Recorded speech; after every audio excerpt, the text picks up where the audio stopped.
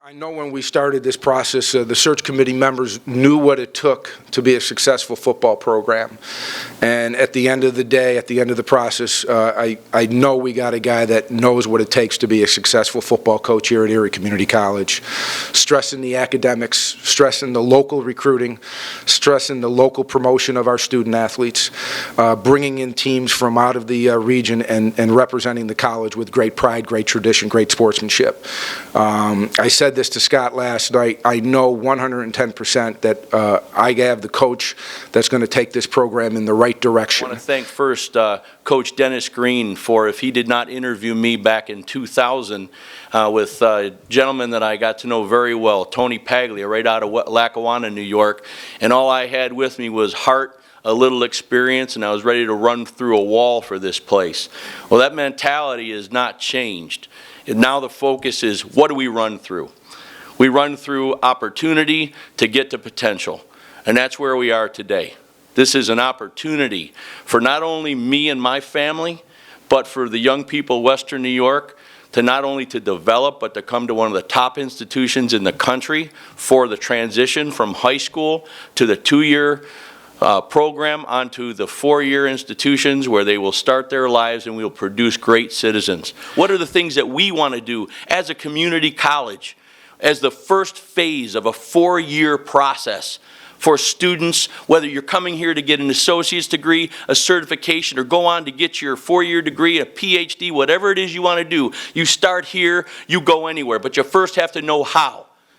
And the first way of doing that is for me to understand the knowledge of self. The next is accountability. Once we know what your talent is, once you've been given that opportunity, such as a college here, then you have to be accountable for those talents.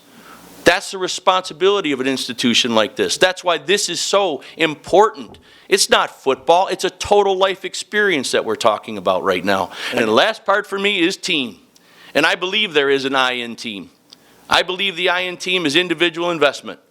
And once I develop that person, once I find that person's knowledge of self, and we have held that person to the highest level of accountability, making sure that they're graduating, making sure they're going to class, making sure they're staying in school. They're going to want to stay in school here because first we want them here. CAT culture is something we're going to build right here, first with our students that are on campus. The players that I currently have on my roster, we're going to reach out and we're going to build relationships that probably existed before, but never to the depth that they're going to now. That is the first goal that I have here. And we do that with the 4 R's: recruitment, relationship, retention, and realization. Our coaches that we're going to have on this team are some of the top winning high school coaches in Western New York. The majority of them are teachers within our K through 12 environment, and they understand they're both in the suburbs and in the city. They're from the south towns. They're from all over the place, and we've got to have a taste of everything. I've got a great mixture of young people that I've had the opportunity to work with at the University of Buffalo, people that have already been through this process. Young people, people that have first-time opportunities, but they've been part of what I've been a part of. Some of these guys that are on my staff I've known since Little League football. So this is a family affair. This is for the long term. We have to understand at the four-year level, most of the time it's coaches that turn over and students stay in one place. That culture is different here. We have to be the standard bearers here. We have to provide an environment of transition for people that are coming here for 2 short years of a very long life experience. So I can sit and talk to you a little bit about the recruiting, or I can show you our backyard. Nothing is more exciting than our backyard. Nothing is more exciting than being right here in Section 6, the best high school football in New York State, hands down. Hands down. Section 6, the city, we start in the city of Buffalo, and we go to the surrounding suburbs. We're going to build a juggernaut right here in Western New York. We are going to build a championship culture on the backs and the minds and the hearts of our young people right here. When you go and you do all this regionalization, when we go to all these places that are only 2 or 3 hours away, do you know what we're building? No, this is not a typo. This is the goal. We want to build our fan base, our family base. If I go and recruit only an hour to 2 to 3 hours away, how many of those 1,500 seats do you think we're going to fill? Well, we're going to have overflow. We're going to have people that are standing around the outside of that gate watching their kid. And then we're going to have people that are going to tailgate and follow us to wherever we go, because we're only within 3 hours of wherever we have to travel. So everything we're doing is not just to promote them to get here, not just promote them to come and see them, but to invest in the family process here. And that's exactly what this is. So as I ask these players what they're going to be, it's not just me saying, hey, come and play for me. Hey, you're going to be great here. A lot of cliche. We're not going to do that. We're going to learn. We're going to do an inventory. We're going to get to know one another. And we do that by learning 5 histories, personal history. First of all, where do you live? What's your address? Who are your parents? What are your hobbies when you're not playing football? What do you like to do? What do you want to do in your life? Our second phase is family history. Who do you look up to? What is your family situation at home? That directly affects me as a coach.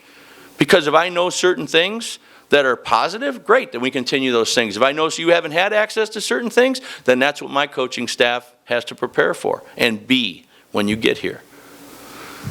Go on to academic history. We need to know who you are academically. We need to see, so before you even get here, before you even take your placement tests, I've already gotten in touch with people that are going to know who you are or have an idea of our incoming recruits. We're already going to have services set up for this person, so it doesn't take us 2 to 3 weeks to find out who the young person is, maybe with a learning disability. Maybe we get that person in right out, and maybe it's just a person who doesn't believe in themselves. This is what we can do here. We have amazing resources, but we need to get them in and catch them early. Our next phase is our athletic history. We want tremendous football players. I had a call last night from a young man, I won't mention his name right now, who said he's an all-state guy, and he said, Coach, I'm coming. I said, I haven't even talked to you yet. Coach, I'm coming. You know why? Because I've known him since Little League. I've watched him in high school. I've coached him. I know these kids. I know these parents. And I'm in their lives, and I always will be. I want to be part of their history. And ultimately, we need to know their medical history. Because before you come to me, I need to know if your son's had concussions. I need to know if your son's been hurt. I'm not going to put a person on a field of play unless they're prepared, not only in the X's and O's, but in the weight room, and that they're in shape. And we are going to take care of our kids here. I can promise the parents that. We will take care of their kids here. But I want you to come out to our practices. I want you to come out and see how our coaches are around our kids. We're going to be excited. We're going to get out there. We're going to be aggressive. Because ultimately, what are we here for when it's not just our education? When we've done all of our work, we're here to play as well. We're here to develop football players. And I want to win. And I want to win now. But I'm only going to win with what we currently have on our roster and the young people that we bring in from the Western New York area. I already know our coaches know what we're doing. Again, I tell you, it's not about X's and O's, it's about yeses and no's. It's about getting the job done. Knowing why somebody says yes to themselves, knowing why they say no to themselves. And the no is what we coach. The no is what we coach. Our offense is going to be a very fast-paced offense, and our defense is going to be an attack style. We've had success with it wherever we've gone, and our coaches have been knee-deep in this thing for 8 to 9 years. My offensive coordinator has run the same offense. He's won 4 championships, 3 city, 1 regional. I'm very excited about the defense that we have. There is outcome to everything that we do. There is a plan. There is a preparation before the repetition. We need to know what we're going to do before we do it, so when we're done doing it, we knew why. And that's what we're going for, the why. And our special teams, we're going to put offenses on a long field, and we're going to play on a short field. And we're going to score, and we're going to create turnovers. Our defense is going to be called the 93%ers. That means 93% of our football players will pursue to that football. And there's so many things that we've done in the past that have shown that that is the key to defensive success and offense. If we're playing on a short field and we get to balance people out and they can't prepare for what we're doing, we're going to score a ton of points. But we're going to build it up front with the big guys. Offensive and defensive line, and then we're going to have the best skilled players in the United States right here. And we're going to build something that everybody's going to see, because we are the diamond in the rough. And it's coming. I promise you, the polish is coming. And the way we're going to do that is in the weight room. We have one of the best strength conditioning coaches that I've ever coached. And he's a member And the best part about this young man is that he was a member of this program, transferred to the University of Buffalo where he earned a full scholarship and just graduated. And now he wants to get back into coaching and come right back here to ECC. Talk about investment. Talk about investment. This young man is going to start with our weight program, and our strength program focus is position specific. We're going to go with, we break them up into three. We're going to break them up into the big guys. We're going to break them up into big skill, and power. And we're doing injury prevention emphasis. We're working very closely with our training group. Everything we're doing is about making sure that we're injury preventative year-round development. This is, as we know, to be competitive, this just doesn't happen 2 or 3 weeks before the season. And that's part of the educational process, is giving these young people insight into how they're going to do this. Speed and agility, nutrition plan, and we are building football players, not weightlifters. We have to remember, we have these guys for 2 years, not 5 years. We're not here to cultivate them, to forge them. We're here to help them in transition and to continue to develop their fundamentals. And that's what we're going to do.